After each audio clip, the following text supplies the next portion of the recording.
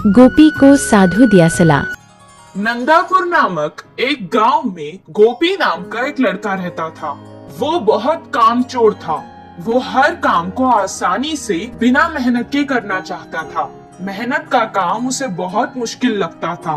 उसे घूमना फिरना और मस्ती करना बहुत पसंद था। वो हमेशा गांव के बच्चों के साथ फिरता रहता था। उसके माँ बाप उसके लिए बहुत चिंतित थे। वो बस अपने बच्चे को सुधरता देखना चाहते थे। एक दिन उसे गांव में एक साधु मिला। साधु को गोपी के बारे में पता था। उसे सुधरने के लिए उसने उसे एक सलाह दी। तुम बहुत अमीर हो जाओगे अगर तुमने मेरी ये बात मान ली तो। अपने गांव के बाई तरफ एक आम का पेड़ है। उसके 10 कदम पर अगर तुम खोदना शुरू करोगे तो तुम्हें वहाँ सोने का खजाना मिलेगा।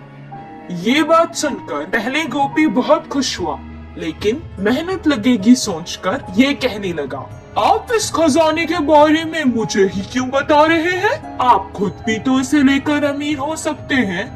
हम साधुओं को धन का लालच नहीं है, हम बस लोगों की मदद करते हैं। इतना कहकर वो वहाँ से चला गया। गोपी कहने लगा कि उस खजाने के लिए पता नहीं कितना खोदना पड़ेगा, और अगर इतनी मेहनत के बाद भी खजाना अगर नहीं मिला तो सब बेकार हो जाएगा।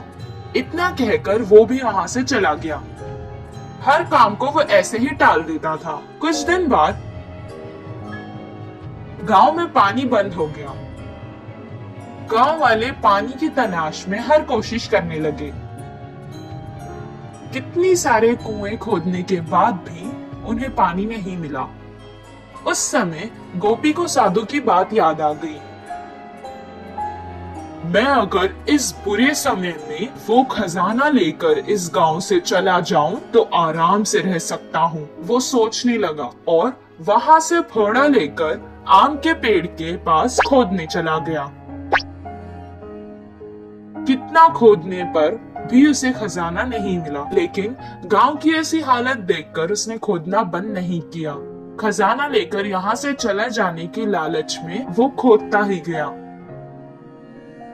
4 दिन तक खोदने के बाद उसके पैरों के नीचे उसे पानी महसूस हुआ। कुछ देर बाद उस घड़े में पानी भरने लगा। वो तुरंत उस घड़े से बाहर निकल गया। पानी कुएं की तरह उस घड़े में भर गया। इस बात का पता गांव में लगते ही सारे गांव वाले आकर उस कुएं को देखने लगे।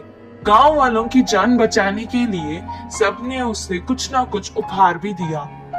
मेहनत के बाद शाबाशी के साथ साथ उसे इनाम में मिला, जिससे वो बहुत खुश हुआ और इस दिन से वो मेहनत के काम करने लगा। गोपी के कुएं से उस गांव की परेशानी भी खत्म हो गई और सब खुशी खुशी रहने लगे। यदि आपको हमारा वीडियो पसंद आए तो साहित्य एक नज़र कैडेट ऑफ कोलकाता को लाइक, सब्सक्राइब, फॉलो और शेयर करें। Thank you.